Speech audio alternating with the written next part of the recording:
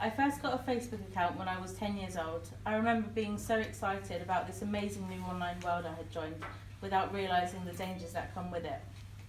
At first I mainly used it to play games, but then I realised I didn't have as many friends as everyone else, I didn't have as many likes as everyone else, and I didn't have as many comments as everyone else.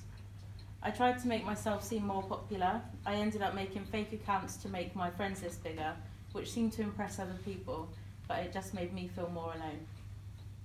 I was always picked on at school, and when I got my Facebook account, the bullying started following me home. The abuse was inside my home, it was in my room, it was on my screen, and there was nowhere I could hide.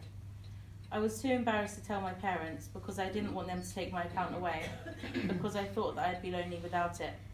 Even though the comments I got were degrading, I allowed it because I thought it was better than no comments at all.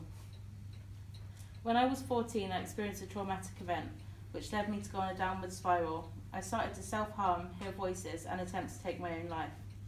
I had to be in hospital and would miss school sometimes, which led to my peers speculating as to why I wasn't in class.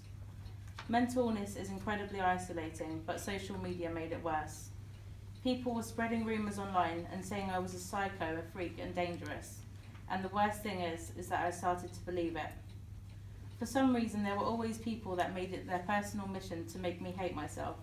There was one time I posted a picture of me and a friend, and I really felt good about myself and I loved the photo. But soon enough I had 27 comments. I was happy to think that people cared, but when I looked, my Facebook was full of comments calling me really horrible names, and I took the picture down straight away. This type of behaviour was never a one-off, and it was really hard to get help. At age 18, after a relationship had ended, my ex-partner and their friends posted statuses on Facebook calling me degrading names. They were insulting every aspect of my life, from who my friends are to the type of music I listen to.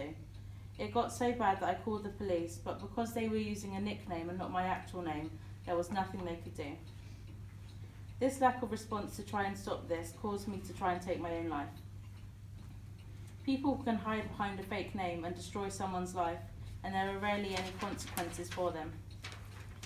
The sad thing is that it's not just me who's been affected by cyberbullying. There are millions of people across the world that are being affected right now.